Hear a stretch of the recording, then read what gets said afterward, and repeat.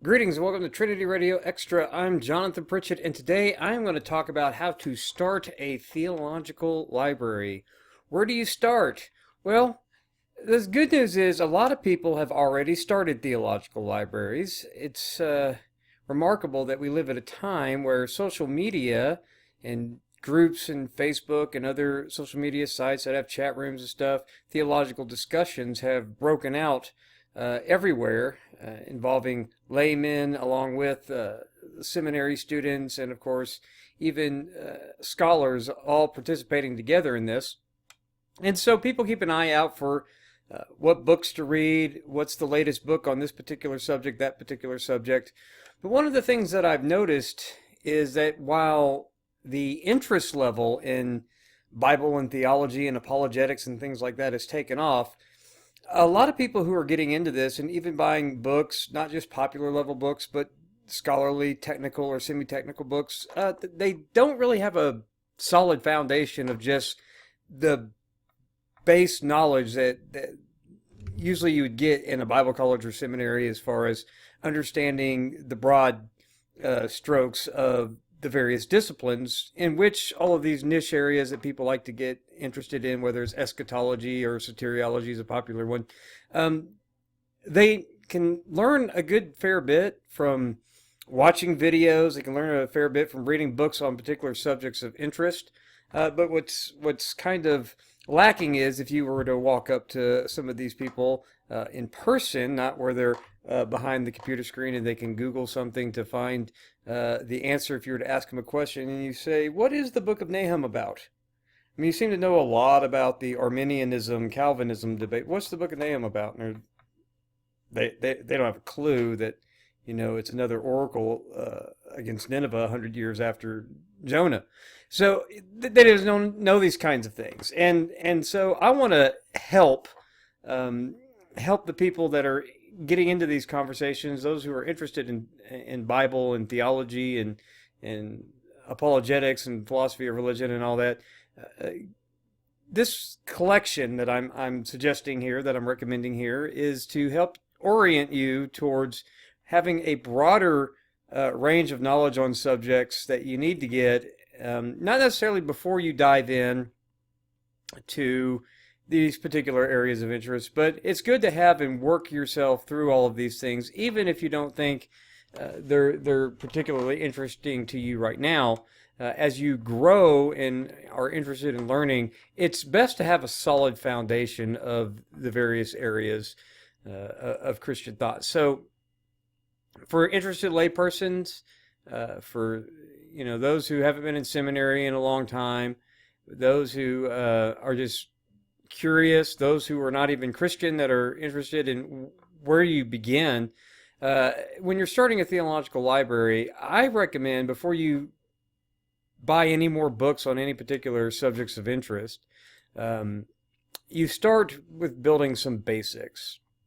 Now, of course, anytime you do recommendations for a book list, someone's going to be unhappy. And so this list, I'm not trying to check any boxes for theological traditions or anything like that. I'm going to try to give a good just foundation, can please everybody. If it's Calvinistic, so what? If it's dispensational author here or there, so what? I mean, just these kind of works are standard foundational or introductory works that you would probably find that would be for interested laypersons, undergraduates, that kind of thing. So I'm not trying to please everyone with this list, but I do think that this is going to get you, one, the most bang for your buck. Two, it's not going to leave you so overwhelmed with information that's hard to wrestle with, but it's not going to be so lightweight that you're bored with it because it's just a refresher for the areas that you're stronger in. It's going to give you a solid foundation. Now, obviously, I have Trinity Radio. I have a lot of my friends and colleagues that have various YouTube channels, podcasts, lots of good information out there. But if you think that you're going to learn just by watching what other people say on a given topic, you're not you're not going to learn as much as you think you're going to, and you don't know as much as you think you know, and you don't know what you should know. And so the smart people realize, well, yeah, I probably don't know all the things that I need to know about this. And of course, you don't need to stay in one pigeonhole area of interest at all. That's a mark of someone who lacks any sort of curiosity whatsoever and just wants to go axe grind on Facebook group forums and whatever, and that's kind of silly. So this is to help those of you who have no interest in really going to seminary, or you haven't been in the seminary in a long time. What are some of the best resources to get started to build a solid foundation for a theological library that you can expand later? This is not the only books that you'll ever need by any stretch of the imagination, but this is a place to start. And you may have some works like this. I probably going to prefer my list to yours, but you may not even have thought to get books in other categories. But if you have a lot of books, but you don't have any books that are just these kinds of standard works, stop whatever you're doing and start getting into books like this. So a lot of us seminary professor types, scholar types, interested laypersons, seminary students, pastors, ministry leaders, you see people like us all the time. We have our bookshelves behind us. We probably have our Kindle app and our Logos software, and we have thousands and thousands of ebooks beyond the hundreds of books you see on our shelves. And I'll tell you that a lot of those books I've read. More of the books that I've read, I've actually referenced but haven't read all the way through. And there are tons of books on that shelf that I have not even cracked open yet. So I know that we all don't have time to read everything. But I do know that there are certain things that if you're interested in Bible, theology, apologetics, philosophy of religion, and things like evangelism and other areas like that, if you're just interested in the Bible and things about the Bible, you need to have these kinds of books in your library.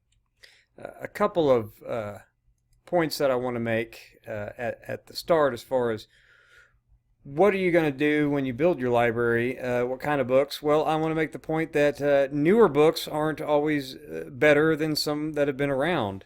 In fact, some of my recommendations are older, not the latest scholarship from the latest scholar who just got finished with their manuscript and it's out for publication with the 2021 release date. No, newer is not always better, but older is not always better either. And just looking at where do you get the prices relative. Some of these kinds of books can be up to like $50. Some of them are $15. So, but how do you get the most bang for your buck, regardless of what that top dollar or bottom dollar price is one of the factors that come into my thinking on what's going to be most beneficial for what you have to spend on these kind of things. And so if there's cheaper alternatives, I'd pass them by because I don't think they're as good. So newer books aren't always better. Older books, that's not to say that older books are always better either. It's just, what do I think? I've read a lot of these kinds of books. I get them sent to me just by virtue of my job because, well, publishers want to sell books and they want professors to assign them. So I get a good view of what's all out there in these types of things. And plus, when you have colleagues and offices around you, you can go look at their bookshelves and they're buying what you're not, and they're getting from publishers what you're not, and things like that. So have a pretty good idea of what's out there. More specific or more technical books isn't always better either. So kind of touched on that already. When you have too technical books and you're not at that level because you don't have these foundational things, that you're skipping over a whole lot of prerequisite reading to get into some of these technical works, and you may have difficulties. It's not always a good thing, even if they're technical, because they're more specific on a particular area of interest of yours. There's a lot of prerequisite knowledge that they're expecting their readers to have. And so you may find yourself skipping over large swaths or missing out on a lot of what's being said because you don't have the assumed knowledge that the author is expecting. So I'm not always going for the most technical, but I'm not always going for the most popular level either. I try to aim for the middle, but sometimes you have to go a little bit more difficult than where many people might be comfortable with. And that's okay. It's good to stretch your mind out a little bit on things. But again, if you're already the type of person who likes to buy books and you're an interested layperson in the church or whatever, these may stretch you, and they're going to be books that are at or slightly above your level of knowledge and understanding at this point. So that's a good thing. I don't want to just give you a bunch of popular level works that you'll be bored with or won't scratch the itch that you need scratched when you're wanting to look into something with a little more depth. Books that are most agreeable to your theological tradition, your preferences, whatever, that's not always better either. You're getting a steady diet of that in your own church from that perspective. So you may not know what's out there except for what you want to argue with or something like that, or challenge. That's not the reason why you want to read books, especially outside of your position on a matter of theology, or a scholar who's from a different theological tradition. If you're reading to argue before you've read to learn, you're doing it wrong, and you're kind of a hack if that's you. So let me give you an example. I'm not a Calvinist in my soteriology, but I have tons of their literature on my shelves, and I don't read it first and foremost to argue with it because I'm not a Calvinist. I read it to learn first, and to try to gain knowledge and understanding, to gain insights that sometimes my own traditions don't highlight or look over, and I will screen out what I don't agree with, or challenge it later, but that's not the first and foremost reason why you read. So if you're a Calvinist and you see, oh, that guy's a Wesleyan, read his book. Quit not reading books just because they're outside your tradition. That's silly. I think you need a good balance of reference works with books that you can read from start to finish. So some of these books that I recommend are large, and you don't need to try to read it from cover to cover. You use them as foundation for reference. And I'm going to argue this: these bookshelves that you all see in people's pastoral studies or home libraries or office libraries or whatever, yeah, they're nice to look at, but to me, the medium doesn't matter. Whenever I can, if I get something in a Logos package or whatever, see a good deal on Kindle for a book that I like, I'll buy the digital version and get rid of the hard copy, give it to a friend or something, because the medium doesn't matter, and I can consume a lot more literature by using a voiceover app on my phone for it to read from my Logos app or my Kindle app. So I'm all about audio. Now, a lot of these books are not going to have audio versions of that book, like where a paid actor or somebody or the author is reading it to you. You get the robot lady on your accessibility feature, but you can adjust the speed and consume a lot of literature that way. And so I like to sit down with a hard copy of a book. I like to listen to audiobooks, and I like to listen to my accessibility feature read it to me. The medium doesn't matter. I know that it looks great to have it, and it makes you look smart and all that, but it's nice to show off. Hard copies of books are good aesthetic, but the books are to be read and consumed. They're not to just look nice on a shelf. So, and then of course price is a factor. So you don't need to worry about if I get it on my phone Kindle app, or if I get it in Logos, or if I get it in hard copy. Whatever works for you, whatever you like best. One of the things I like about my Logos and Kindle apps is I have those books with me wherever I go, and I can just have the phone read it to me. So I'm not a snob about that kind of thing. There are books that when I retire as a seminary professor, I'll give 3/4 of my hard copy library away. A lot of my stuff was given to me by professors that have retired. and pastors who said, you're going to need these. I'm not going to need these anymore. And I totally get it. You need them while you're interested in this stuff, but very, very few of those books are going to come with me, except, I mean, I'm obviously my digital stuff is going to come with me, but usually,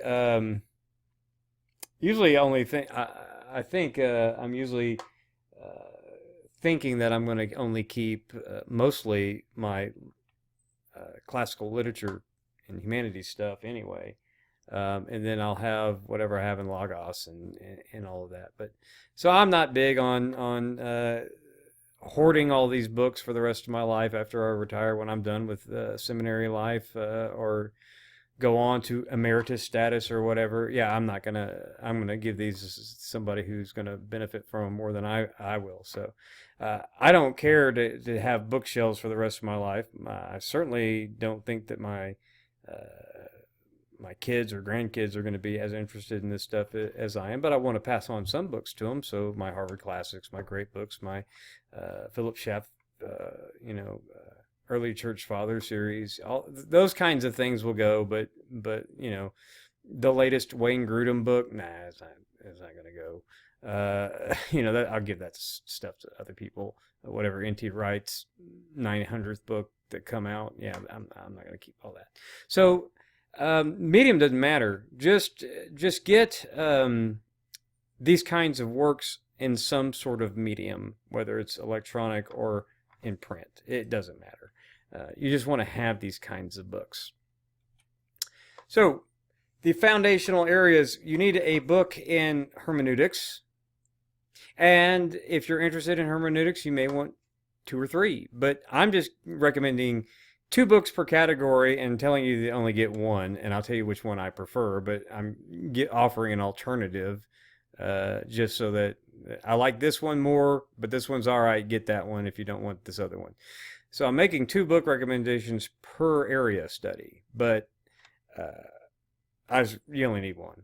And so you got hermeneutics, you've got Old Testament survey, you've got a New Testament survey. So hermeneutics, how do you read, exegete, and interpret Scripture and apply it to today? That's what hermeneutics is. You need a hermeneutics book. Learn how to read and interpret your Bible.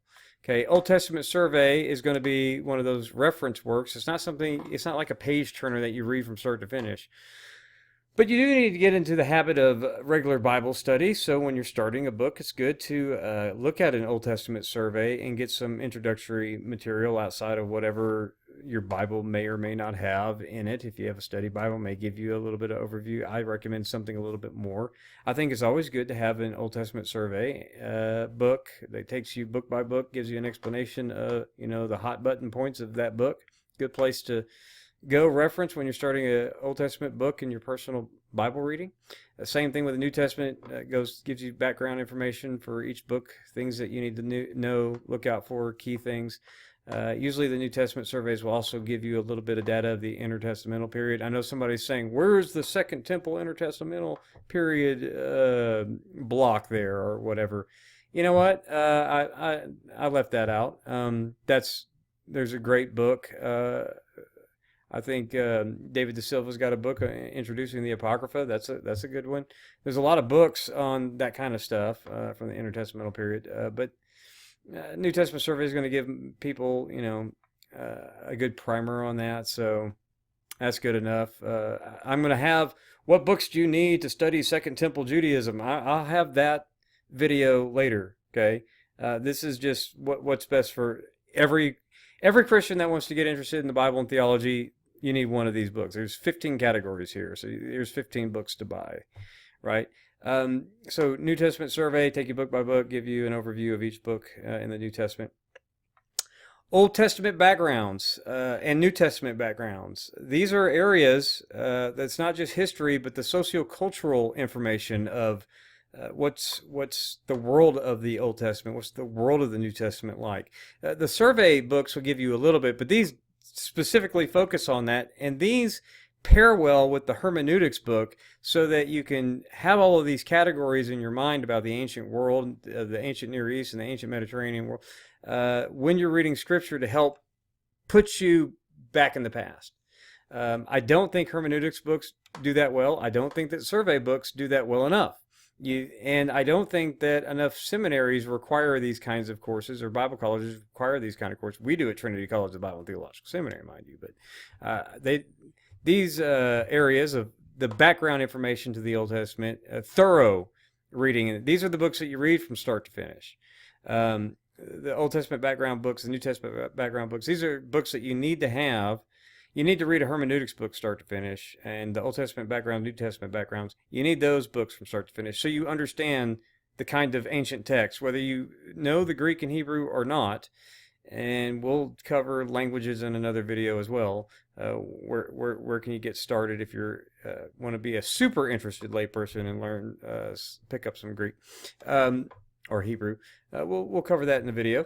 But whether you're reading it in the Greek and Hebrew, or you're reading it in English, or you're reading your Korean translation, whatever you're doing, you can eisegete the text in the original language if you don't understand the world from which those texts were written. And so plenty of people down through the centuries of church history, and a lot of contemporary scholars, they don't know what they're talking about because they can know trivia. We know that Claudius expelled the Jews from Rome in 49. That's a historical event that tells you nothing about the cultural climate, the socio-cultural and political climate of the ancient Mediterranean world, or Rome in particular at the time. So you need this stuff. And a lot of these scholars that are writing commentaries right now totally overlook all of those kind of socio-cultural categories. And their books suffer for it, and I don't recommend them.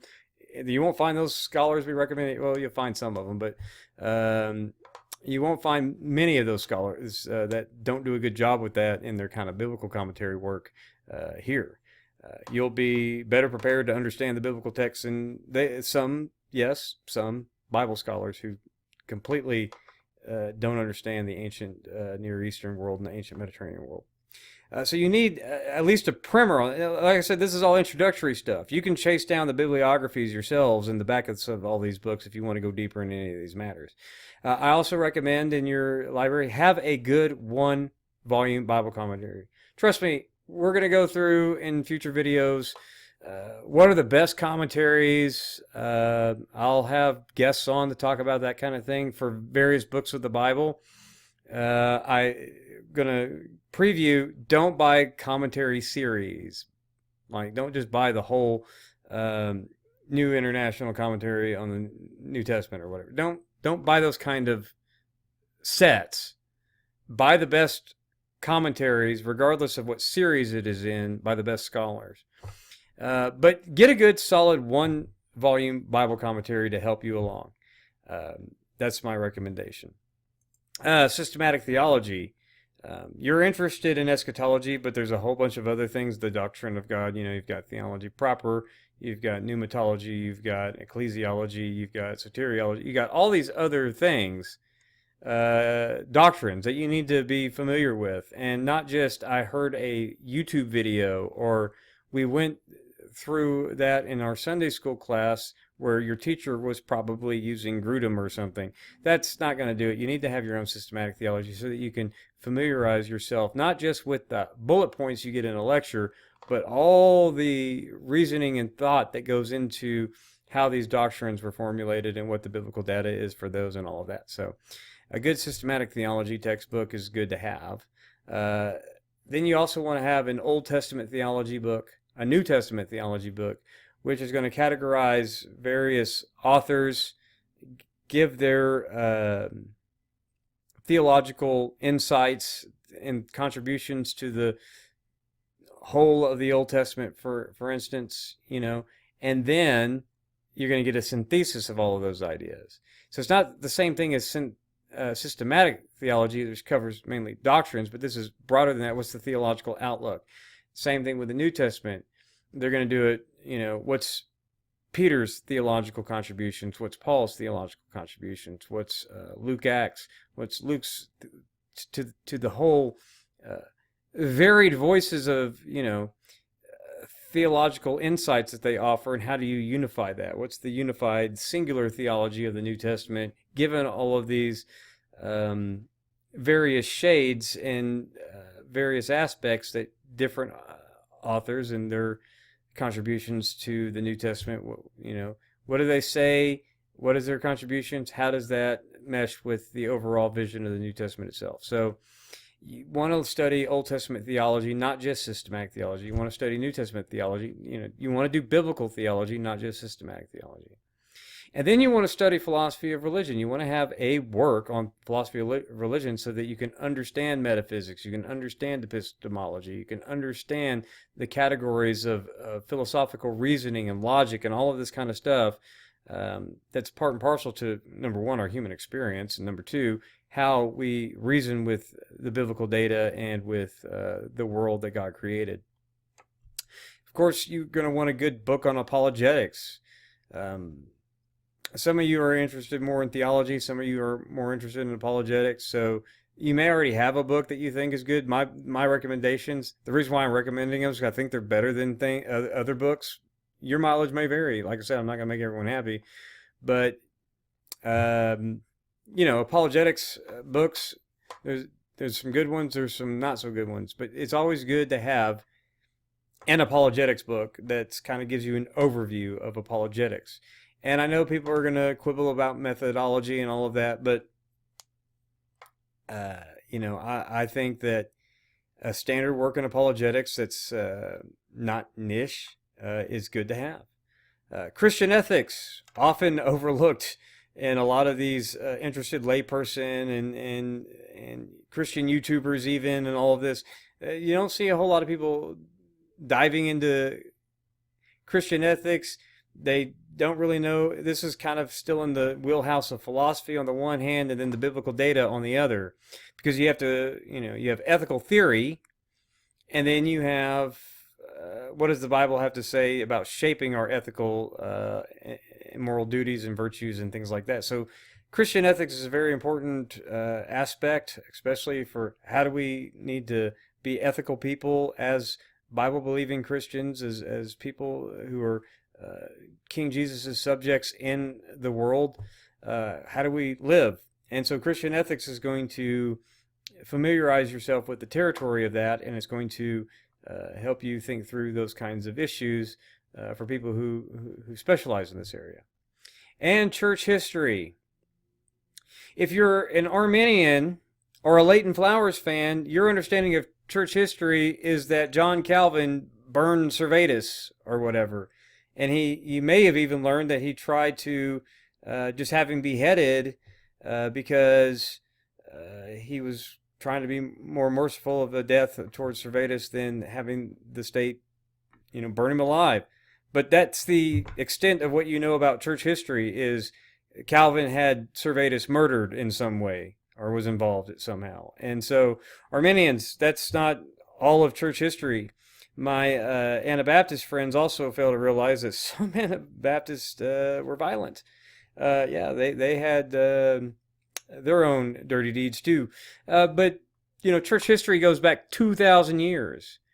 We think church history stopped at the end of the book of Acts.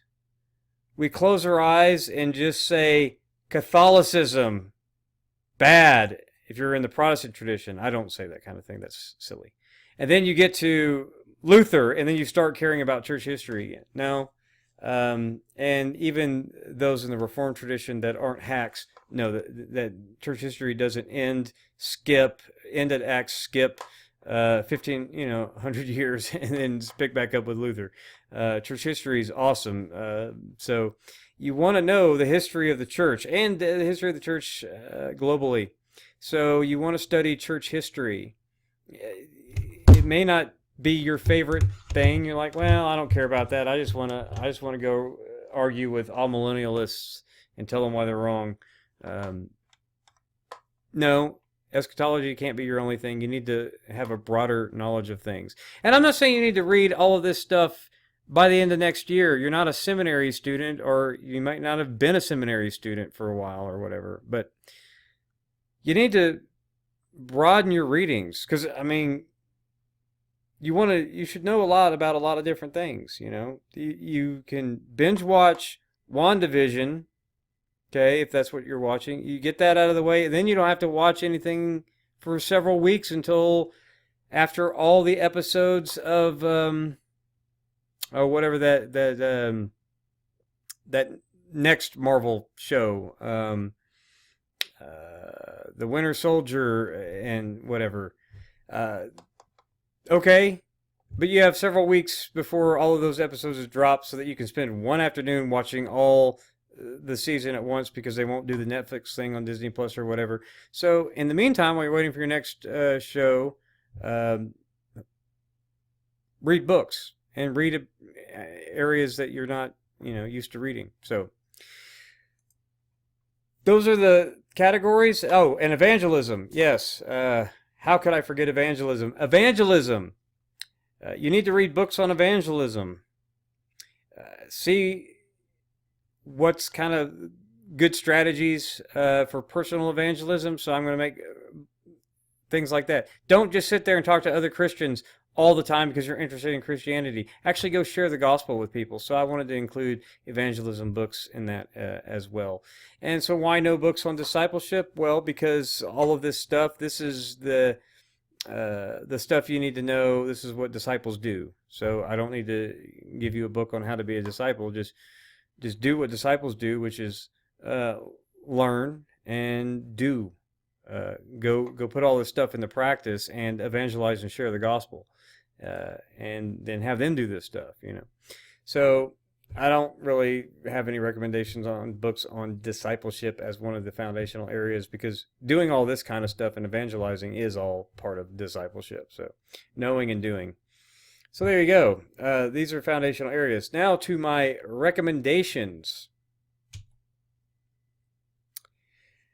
For hermeneutics, my number one preference, my number one recommendation for that is going to be Biblical Hermeneutics, A Comprehensive Introduction to Interpreting Scripture by Bruce Corley, Steve Lemke, and Grant Lovejoy. I love this book. In fact, I love both these books. How to Read the Bible for All It's Worth by Gordon Fee and Douglas Stewart is a little bit less technical, or probably a good bit less technical, actually, than Biblical Hermeneutics. But I'm going to have to stick by Biblical Hermeneutics, Comprehensive Introduction, because it gives you a little bit of everything. It's going to tell you how to interpret different sections of Scripture, but it's also going to give you very good essay. There's a lot of contributors to this. And it's going to give you a lot of good information on New Testament use of the Old Testament and Second Temple Judaism hermeneutics that you're going to find the apostles using. It's going to tell you a lot about things you never knew that you were interested in. What's postmodern hermeneutics, what's feminist hermeneutics, what's liberation theology hermeneutics. They're going to go over and give you an understanding of various ways people approach Scripture. And then they're going to, talk about the grammatical historical hermeneutic, of course, because that's kind of the primary one. But they're even going to talk about the shortcomings of that. And they're right about that. Daniel Sanchez writes an excellent article about, this is our thing. Grammatical historical, yes, absolutely, but it's also got a few little problems. So my number one recommendation is going to tell you how did the medievals. He's going to get a little section on how the medievals interpreted Scripture. It's great. It just gives you a good broad swath of everything you need to know for what's the proper way to, interpret and understand your Bible, and all this additional information all in one book about what other people are doing and how other people have done it in the past. And it's just great. I just love this book. They did a phenomenal job with this. So that's my number one recommendation, and then your alternative. As far as Old Testament surveys go, I am going to go with a survey of the Old Testament by Andrew Hill and John Walton. And I know that some people out there are groaning already. I can hear some of you, especially in the young earth creationist camp. Deal with it, man. So it's a good survey book of the Old Testament, and it's at a good level that puts you in good conversation with the discussions surrounding the Old Testament. But the old reliable standby, and of course a lot of people are still going to groan at Tremper Longman, but it's still one of the best standard works. I don't like it as much as I like the Walton book and Hill book, but my second choice would be An Introduction to the Old Testament. So those are my recommendations there. Go with Walton, but if that's not your cup of tea, then go with long. And like I said, I know there are people out there screaming, no, I like this introduction to the Old Testament. Okay, put it in the comments. Tell me why you like it better. I don't really care much. I don't really read comments a whole lot, but go ahead and make your suggestions down there. As far as New Testament survey, nothing beats David De Silva. One of my top 3 favorite New Testament scholars, alive or dead, just period. Just phenomenal scholar. An introduction to the New Testament context, methods, and ministry formation. This is it's big. It's big. You're like, it's a thick book, and you're like, why is it thicker than Old Testament survey? Oh, there's more Old Testament. Well, still, he just has a lot to say. But it is phenomenal. But if you want the yang to the second choice, I gave in the Old Testament, the Longman's book, here's an introduction to the New Testament by Carson and Moose. So if you lean more towards the Reformed camp, you're more comfortable, you find that, more your cup of tea, something a little bit more basic, just nuts and bolts, good old evangelical Calvinism, introduction, safe evangelical stuff, go with that. You want something comprehensive, and excellent, well-written, and will teach you things that you need to know that Carson kind of knows, but not as well as De Silva, but doesn't ever elaborate to the degree he needs to. And Moo, maybe. No, go with De Silva here. That will be. This is, I think, his second edition, which I think my Logos version got updated, so that's good. That go with De Silva, but if you want something else, that's fine. That's what you're going to get for this second choice. Carson and Moose, fine. Get De Silva if you don't have a New Testament survey book. Get De Silva. Okay, backgrounds for the Old Testament. I have 2 recommendations. I like both of these, but I know that a lot of people are big Walton fans. I'm a big Walton fan. Ancient Near Eastern Thought and Old Testament is phenomenal. I highly recommend it. Get it. It's going to help you understand what's going on in the world of the Old Testament and how to help better read your Old Testament. Plus, Walton gives a lot of good information and good summary paragraphs of a bunch of ancient Near Eastern literature. He gives you like, bam, here's a 1 paragraph or occasionally more than 1 paragraph summary of this is what this thing is about, having to do with Marduk and Tiamat and all that. It gives you a ton of information, just, the bullet points of a bunch of stuff. And then it goes into various categories of thought that they had in the ancient world and all of that interesting stuff. Introducing the Cultural Context of the Old Testament by John J. Pilch is good. I think, it's not as, personally, I don't think it's as good as Walton's book, but, I would say if Old Testament backgrounds is your thing, you need both of these. But you only really need to read one, and, I'd be glad if a lot of contemporary scholars would also read this kind of stuff. But anyway, that's a different thing. But yeah, go with Walton. But you can't go wrong with Pilch either. They're both good books. But I'm picking the one. My preference would be go with Walton. But if Old Testament, if you want to get into the Old Testament, get both of these. But go with Walton if you just want one. As far as New Testament backgrounds, once again, David De Silva gets top billing here. This is my recommendation. This is probably the book that I recommend more than any other book on the planet. Is Honor, Patronage, Kinship, and Purity by David De Silva. I think I've recommended this book over and over and over again. I recommend it more than any other book, I think, just by the conversations that I end up having with people, not because it's like my favorite book on the planet. It's one of them. It's one of the best. It was a life-changing book for me when I first read it, but just because of the conversations that I have with people and being interested in New Testament studies and all that, I'm like, if you haven't read that, you don't know what you're talking about with the New Testament, period. Don't talk to me about the New Testament. Go read that, then we can have a conversation. But another good one is the New Testament World, Insights from Cultural Anthropology by Bruce J. Molina. I like this book. I also do, while I find a lot of questionable stuff, I do like Molina's social science commentaries on New Testament books. He's got a few of those. I really enjoy his work. I'm going to give you a word of caution that some of his stuff is out there. When he's dealing just with his wheelhouse, it's mostly solid stuff.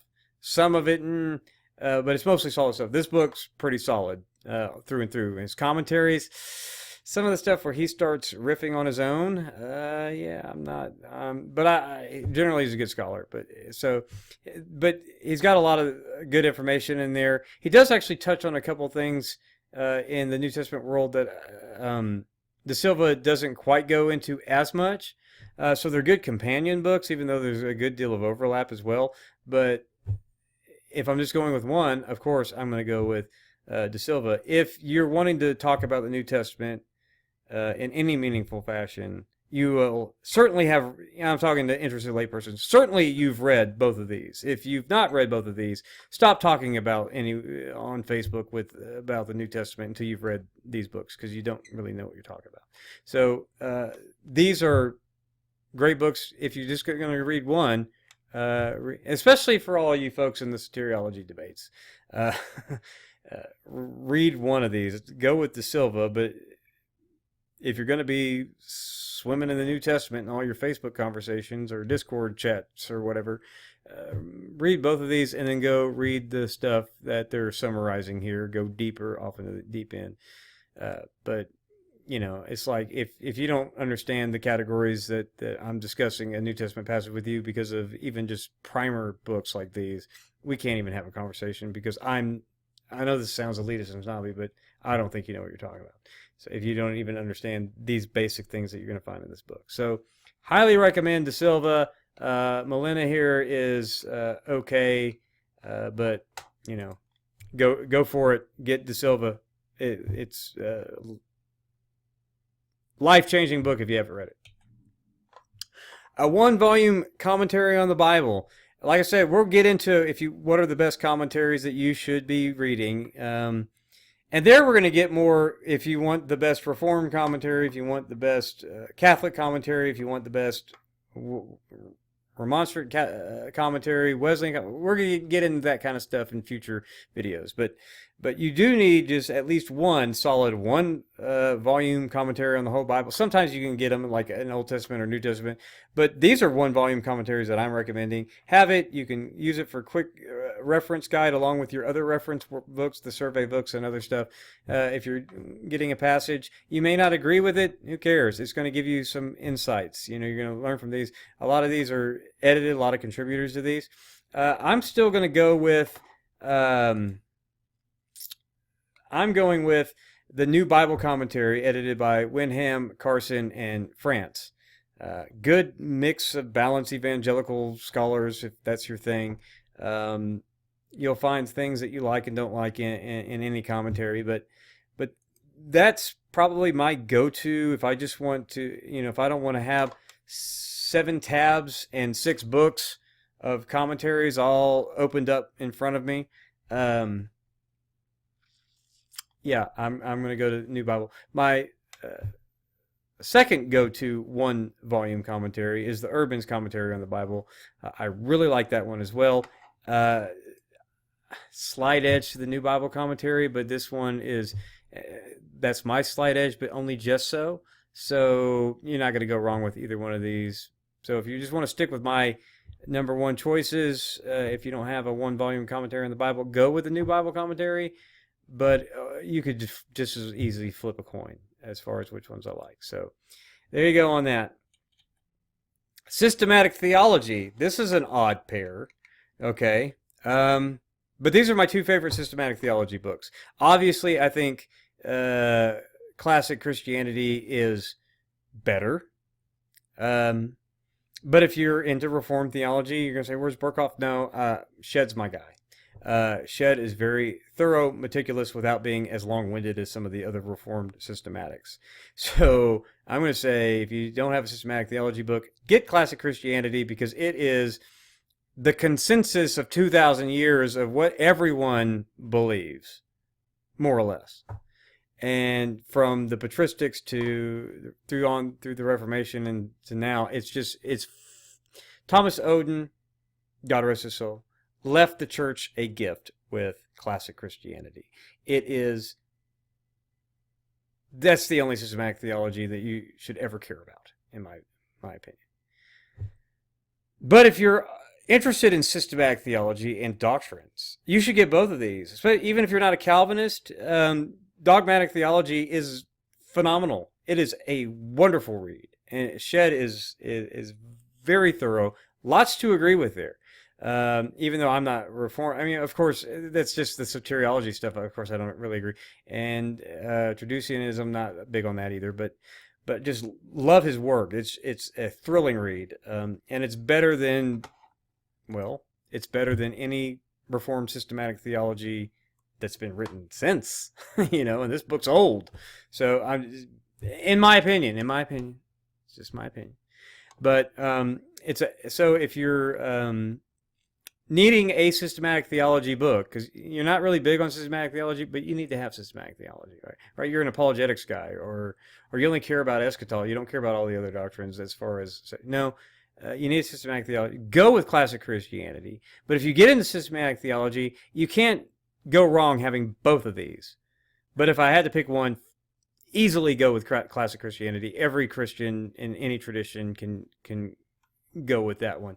I love what he says in the introduction. Odin says, paraphrasing, that it's his main goal in life to contribute nothing new to theology, right? He doesn't want to say anything new.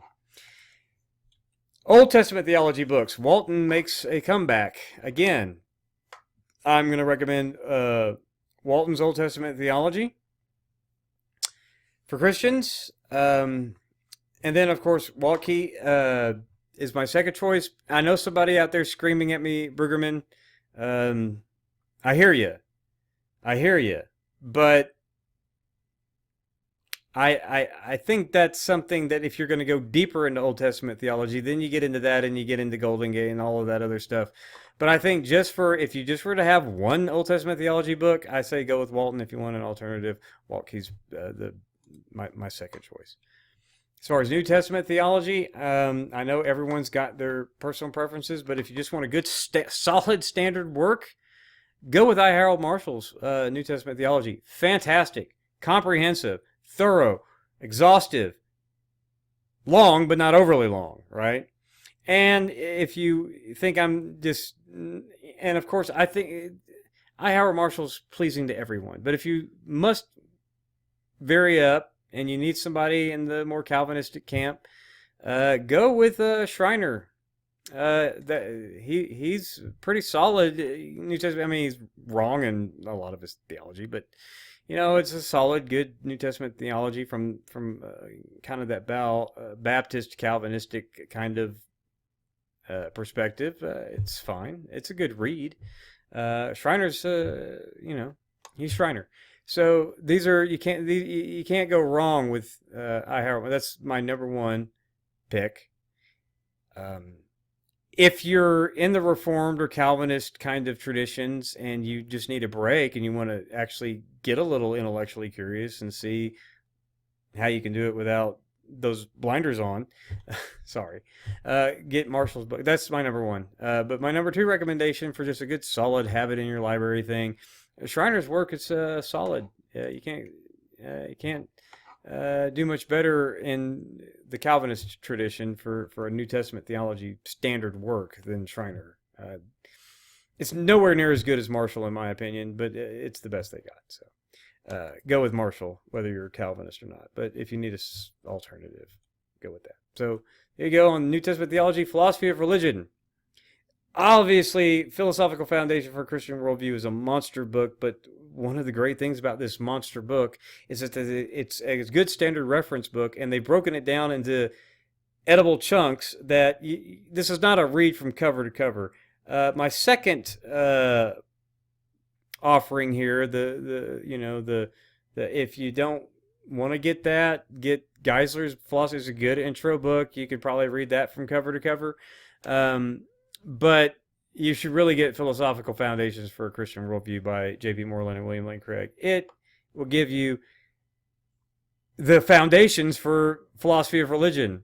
And you'll get some overlap with apologetics and other stuff. But really, and some overview on ethics and stuff, just because that's kind of shoehorned in with philosophy. But it's a book that you should have on your shelf, just so you can keep up with basic conversations about metaphysics and epistemology and things like that.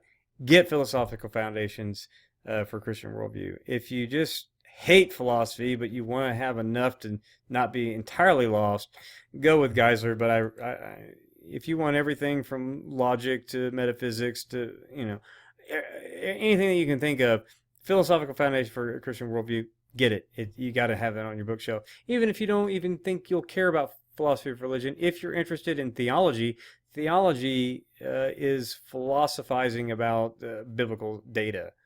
That's how you get theology. You cannot do theology without philosophy, period. So it's good to know something about philosophy. So get Philosophical Foundation for Christian Worldview. It's essential. But if you don't want a big book like that, even though it's well diced up into manageable bite-sized chunks per topic, read Geisler. But then that's the kind of book you need to read from. It's more of a start to finish kind of book rather than a reference book. So can't go wrong. Just get Philosophical Foundation for Christian Worldview. As far as apologetics, my number one recommendation is Core Facts. Yes, it is better than William Lane Craig's Reasonable Faith, which these are both kind of in the same wheelhouse. And I love William Lane Craig, and I love Braxton's book more. Not because I love Braxton Hunter more, but just his book's better for this kind of thing. It just really is. It's kind of cheat because Braxton read Reasonable Faith.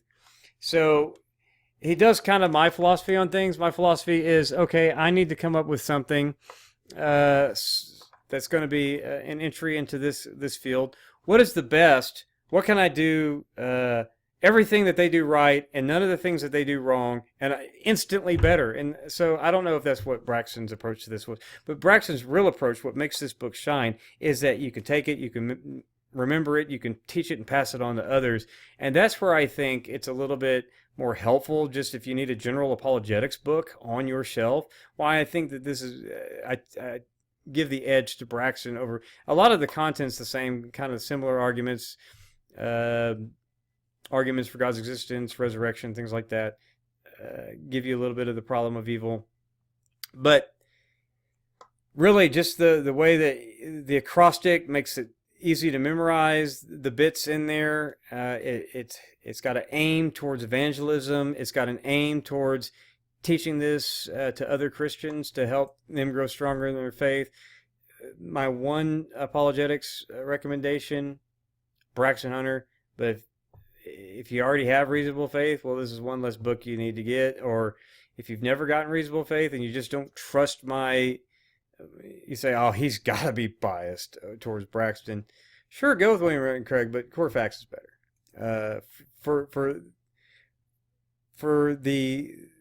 Especially for those interested laypersons that are not, they want to learn more about the Bible and what all do I need to learn? I guess I need to learn a little bit about apologetics or whatever. For that person that's not an apologetics junkie, go with Core Facts. It's better all around for people who would find themselves less inclined to read apologetics. As far as Christian ethics, I got to go with my man Scott Ray. He has no idea who I am, even though I was a Bible student. But Moral Choices, an Introduction to Ethics, far and away my number one choice. But if you need something else, Ken Magnuson's Invitation to Christian Ethics is not as good, but it would be my second choice. But Scott Ray's book is just, maybe I'm biased because he's bio, but just I like it better. But Invitation to Christian Ethics is a good standard, get you in the door to understand the issues and stuff. It maybe a little bit more moderated, I guess, than Scott Ray on certain positions, but that's fine too. I still like Scott Ray's book. It's just, to me, it's the better introduction, but go with whichever one you like. I'm recommending both of these, but if I had to pick, I'm saying moral choices, and I'm sure that someone out there is screaming older works about Christian ethics, Geisler, all this other stuff. Yeah, I know there's other works out there. I've got several. Or you're saying don't do intro books for that. Get Hauerwas or something like that. Let them read. No. Um, you need a good solid introduction to Christian ethics in your library. Your foundational. Where do you start with the theological library? And I'm saying go with Scott Ray, but if you don't want to go with him, go with this other one. You don't have to go with any of my choices. I'm just giving you what I recommend, So it's not like you have to care. You could have, we're 55 minutes into the video. You could have turned this off by now, for all I know. But these are my recommendations. I think that's a good, solid introduction to get you grounded in Christian ethics. And why do you need that as much as systematic theology? Look at the world we live in. We need to recapture what it is to live out Christian lives in virtue and ethics and things like that. And we need to have more conversations about that and justice and just war and pacifism and life at the beginning, life at the end. All these kind of bioethics, all these things. Christians need to have a Christian perspective on these, thinking these things through, not just from ethical theory, but from Christian discipleship and practice and living it out. So conversations like that are important. They're as important as doctrine. See, I'm not saying, first of all, the Bible trumps all of this stuff, right? But you already have a Bible. So Bible's number one. Which of these things is more important than the others? They're not. You need to know all this. Now, you don't have to learn it all at once. For the average working interested layperson, it could take you 2 months to get through one book, right? Okay, just start going through it, And some of them you don't have to read from start to finish because they're just there when you need it, like survey books and stuff. But yeah, go with Scott Ray. Can't go wrong. Church history. Learn about the history of the church. I was a big fan of Justo Gonzalez's The Story of Christianity in 2 volumes, but I've been won over by Everett Ferguson. Maybe it's just because I really love his work in other areas, but I've got to go with Church History Volume 1 and 2, and it's recent. It's more recent than Gonzalez's work, and like I said, newer is not always better, but in this case, I was just won over. I just think that that's a great 2-volume set on church history. But of course, the story of Christianity has been solid for a long time, and I had to make that number 2, and it's great.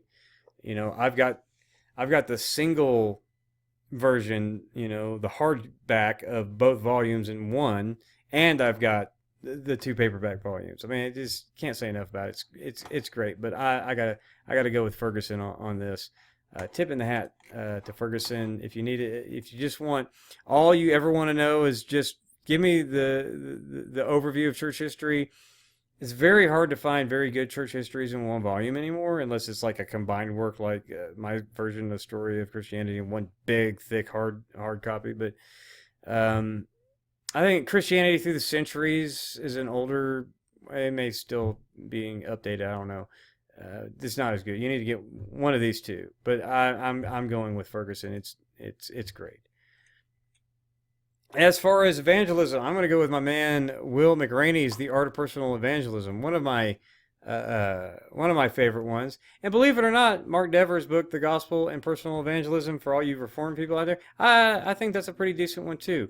It's not nearly as good as The Art of Personal Evangelism by Will McRaney. So if you want to get your head around, and I thought about How to Talk to a Skeptic by Don J. Johnson. But that's a little bit more, that's one of those, if evangelism is some area you want to dive off into, that's the next book you get. And books about evangelism, and of course Evangelism in the Early Church is a book that you want to get. There's all kinds of books on evangelism I could recommend. But if you just want to have a solid, what do I need on evangelism, maybe your old church library is throwing out the master plan of evangelism or something like that. Now, go ahead and get Rainey's book. I think if you just need one book to orient yourself with what is this about doing personal evangelism, go with that. So those are my recommendations. So no matter how robust your theological library is, no matter if you already have an apologetics book or you already have some other New Testament theology book, great. But you need to fill in all of these gaps. And if you don't have any books in these categories, or you have a book in these categories that you're like, maybe I should check that one out, his number one or both of his recommendations. Yeah. But these are 15 categories that I think you should have at least one work on in that area study in your library, on your bookshelf, in your phone, on your desktop or laptop, Kindle app. I don't care.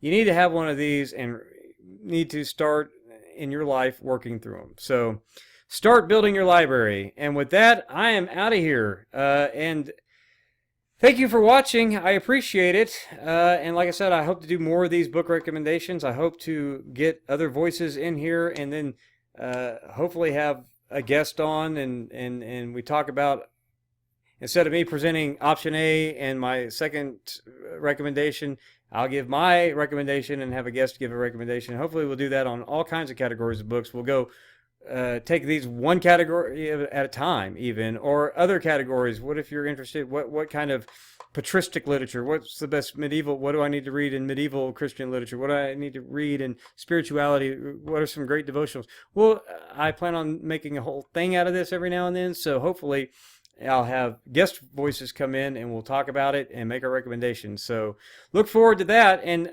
once again, apologies for the absence on Trinity Radio Extra, but hopefully over an hour worth of content of book recommendations and why I think if I didn't think these were the best, I wouldn't recommend them.